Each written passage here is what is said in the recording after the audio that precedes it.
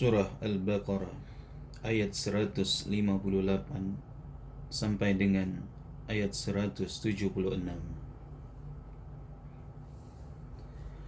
A'udzu billahi minasy syaithanir rajim. Bismillahirrahmanirrahim. إن الصفا والمروة من شائر الله فمن هج البيت أو اعتمر فلا جناح عليه أن يطوف بهما ومن تطوع خيرا فإن الله شاكر عليم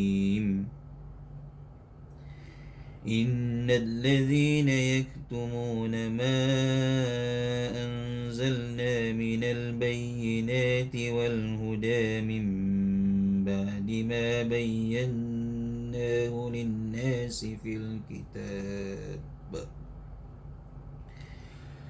أولئك يلعنهم الله ويلعنهم اللاعنون إلا الذين تابوا وأصلحوا وبينوا فأولئك أتوب عليهم وأنا التواب الرحيم إن الذين كفروا وماتوا وهم كفار أولئك عليهم لعنة الله والملائكة والناس أجمعين خالدين فيها لا يخفف عنهم العذاب ولا هم ينظرون وإلهكم إله واحد لا إله إلا هو الرحمن الرحيم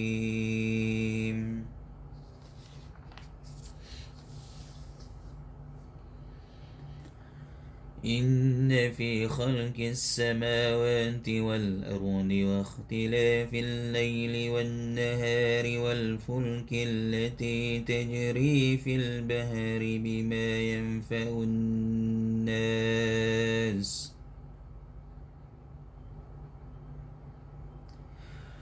وما أنزل الله من السماء من ماء فأحيا به الأرض بعد موتها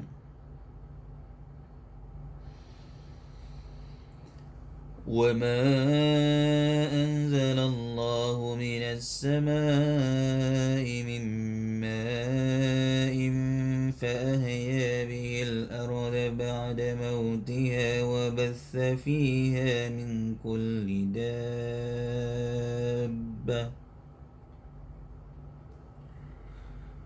وتسريف الرياح والسحاب المسخر بين السماء والأرض لآيات لقوم يعقلون ومن الناس من يتخذ من دون الله أندادا يحبونهم كحب الله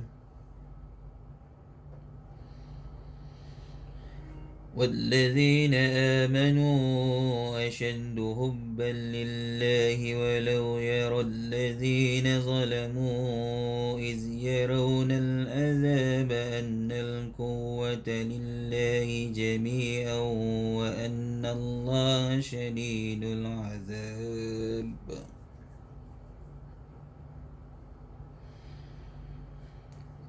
إذ تبرأ الذين اتبعوا من الذين اتبعوا ورأوا العذاب وتقطعت بهم الأسباب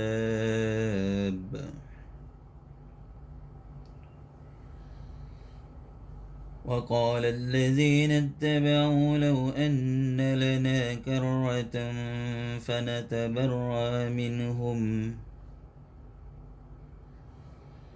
كما تبرأوا منا كذلك يريهم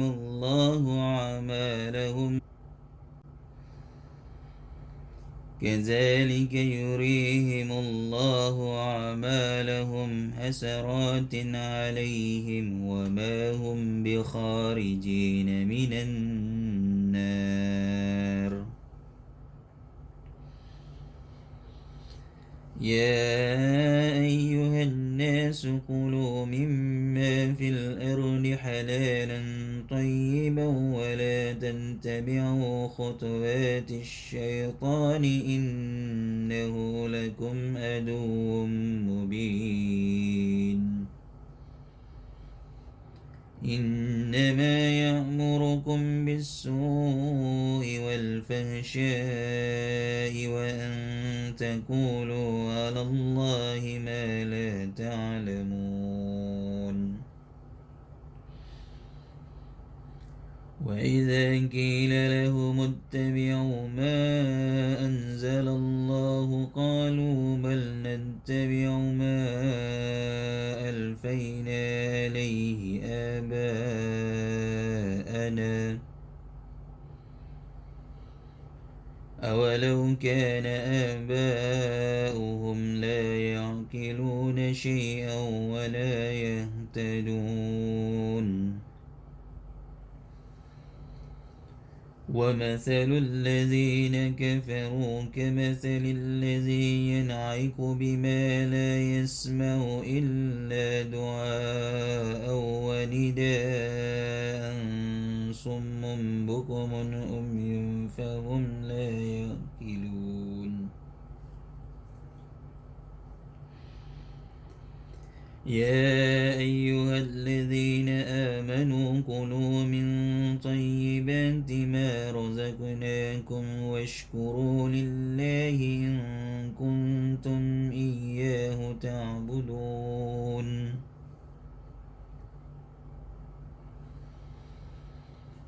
إنما حرم عليكم الميتة والدم ولحم الخنزير وما أهل به لغير الله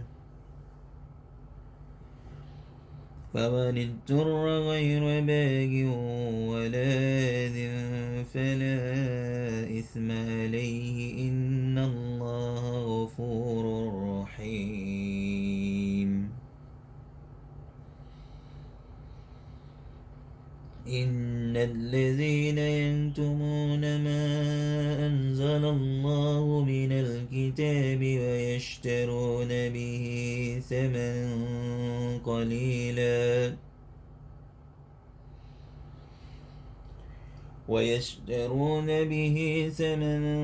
قليلا أولئك ما يأكلون في بطونهم إلا النار ولا يكلمهم الله يوم القيامة ولا يزكيهم ولهم عذاب أليم.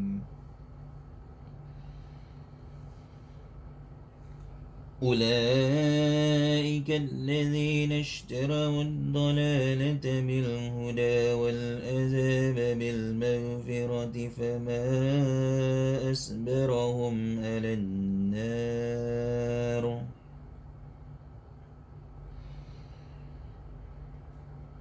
ذلك بأن الله نزل الكتاب بالحق وإن الذين اختلفوا في الكتاب لفي شقاق بعيد.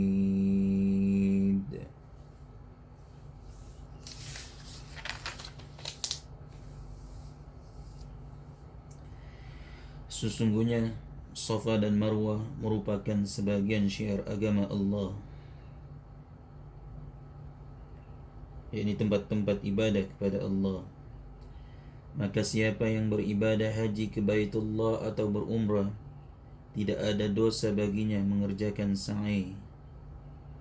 Sa'i yakni berjalan dan berlari-lari kecil 7 kali antara Safa dan Marwah ketika melakukan ibadah haji atau umrah.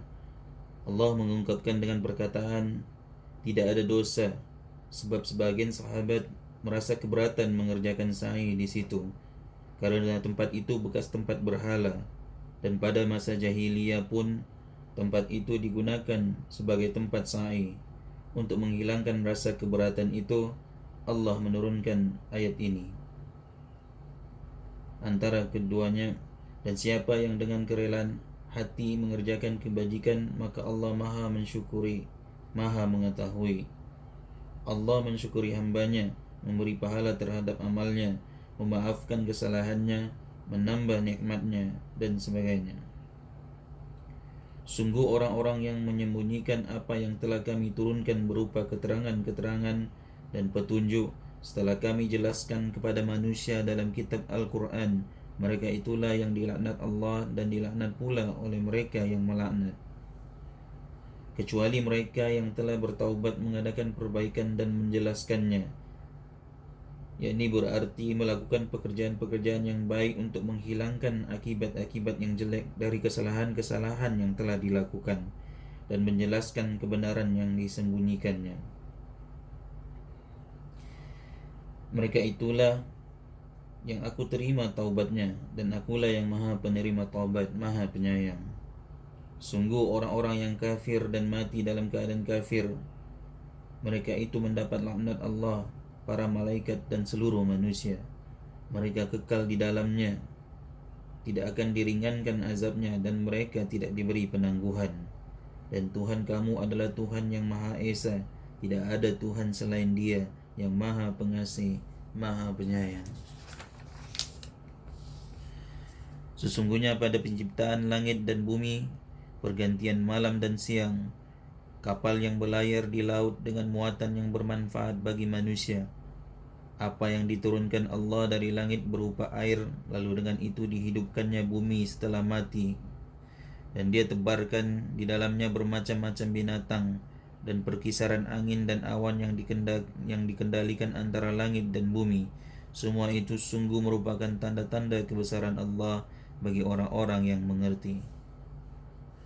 Dan di antara manusia ada yang menyembah Tuhan selain Allah sebagai tandingan, yang mereka cintai seperti mencintai Allah. Adapun orang-orang yang beriman sangat besar cintanya kepada Allah. Sekiranya orang-orang yang berbuat zalim itu, yakni orang-orang yang zalim di sini ialah orang-orang yang menyembah selain Allah. Maksudnya ketika orang-orang yang zalim tersebut melihat sembahan mereka tidak memberikan manfaat sama sekali pada hari kiamat, mereka pasti meyakini bahwa seluruh kekuatan hanya milik Allah.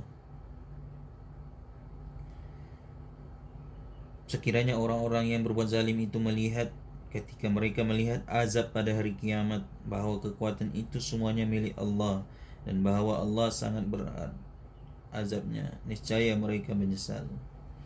Yaitu ketika orang-orang yang diikuti berlepas tangan dari orang-orang yang mengikuti, dan mereka melihat azab, dan ketika segala hubungan antara mereka terputus.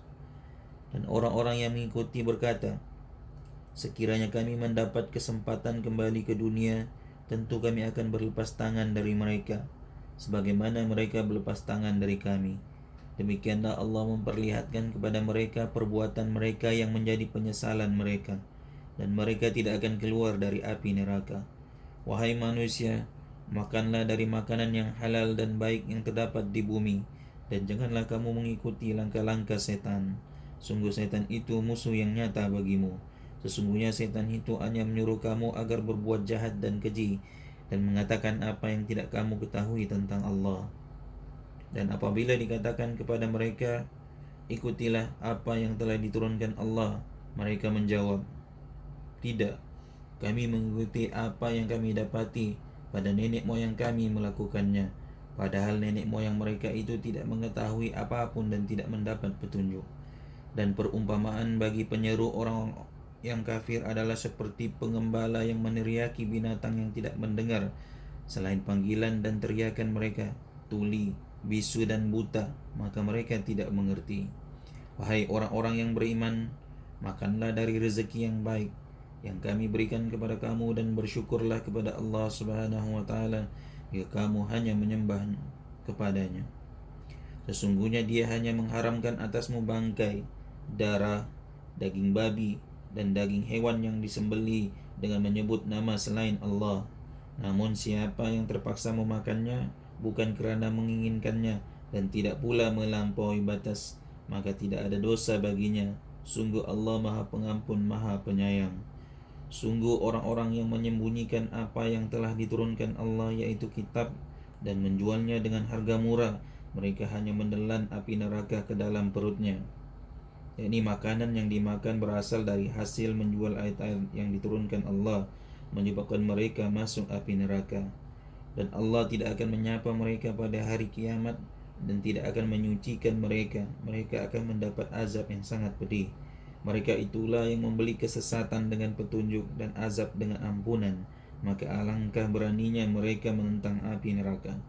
Yang demikian itu kerana Allah telah menurunkan kitab Al-Quran dengan membawa kebenaran, dan sesungguhnya orang-orang yang berselisih paham tentang kebenaran kitab itu, mereka dalam perpecahan yang jauh. Sadaqallahul azim.